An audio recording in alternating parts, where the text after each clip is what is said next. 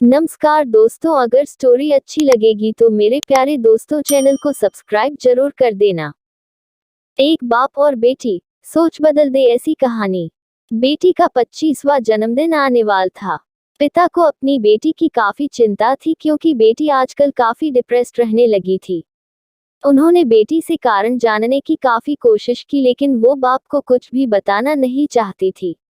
बाप कुछ भी करके अपनी बेटी को डिप्रेशन से बाहर लाना चाहता था। उन्होंने उस हर जगह की मुलाकात की जहां उसकी बेटी ज्यादा समय बिताया करती थी और वहां के लोगों से पता किया कि आखिर उसके जीवन में क्या चल रहा है।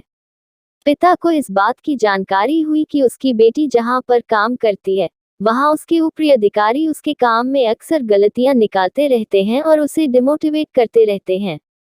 पिता होने के नाते अपनी बेटी की ऐसी दशा देखकर उन्हें बहुत दुख हुआ लेकिन उन्होंने ठान लिया कि वह अपनी बेटी की परिस्थिति को बदल कर रहेंगे।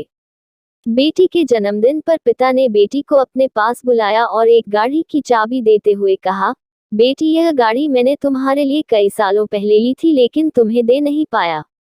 आज मैं तुम्हें ये गाड़ी तुम्हारे जन्मदिन के मौके पर देना चाहता हूँ लेकिन तुम्हें मेरे लिए एक काम करना होगा। बेटी ने पिता की बात मानते हुए कहा कि बोलिए, मुझे क्या करना है। पिता ने बेटी से कहा कि इस गाड़ी को लो और इसे भंगार वाले के पास जाकर इसकी कीमत पता कराओ। पिता के कहे अनुसार बेटी भंगार वाले के पास गई और उसने गाड़ी की कीमत पूछी और अपने पिता के पास वापस आ गई। पिता के पूछने पर बेटी ने उन्हें बताया कि भंगार वाले के मुताबिक ये गाड़ी काफी पुरानी है और कई जगह से जंग खा चुकी है, इसलिए वह इसके 10,000 देगा। फिर पिता ने बेटी से कहा, अब तुम इस गाड़ी को सेकंड हैंड गाड़ी की दुकान पर लेकर जाओ और इसकी कीमत पता करके आओ। बेटी ने वैसा ही किया और वह सेकंड हैंड गाड़ियों की दुकान पर जाकर उस गाड़ी की कीमत पता करके वापस आई।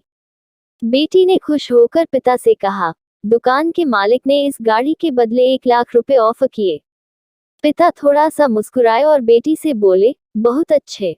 एक आखिरी बार इस गाड़ी को विंटेज गाड़ियों के क्लब में लेकर जाओ और वहां से इसकी कीमत पता करके आओ।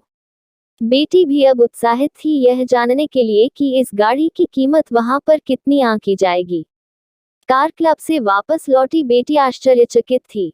वह आते ही अपने पिता से बोली, पिताजी, यह कितनी अचरज की बात है कि जिस गाड़ी को भंगार वाला 10,000 का बोल रहा था, उसी गाड़ी को खरीदने के लिए कार क्लब में लोग बोलियां लगाने के लिए तैयार थे।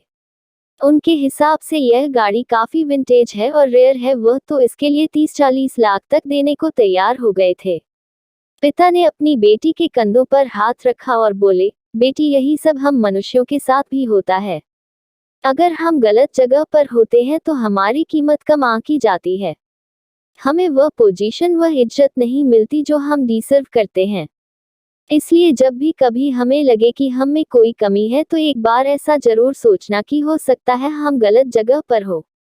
जब हमें हमारी सही जगह मिल जाती है तो हम वहां बहुत अच्छा काम कर पाते हैं और लोगों से हमें अच्छा अप्रिशिएशन भी मिलता है। बेटी को अपने पापा की बात बहुत अच्छे से समझ में आ गई। बेटी ने अपने बाप को गले से लगा लिया। उसकी आंखों में आंसू थे। वह बोली, पिताजी, आपने मेरे मन का बहुत बड़ा बोझ हल्का कर दिया। वरना मैं यही सोच सोच कर दुखी रहती थी कि मुझ में ही कुछ कमी है और मैं किसी काबिल नहीं हूँ।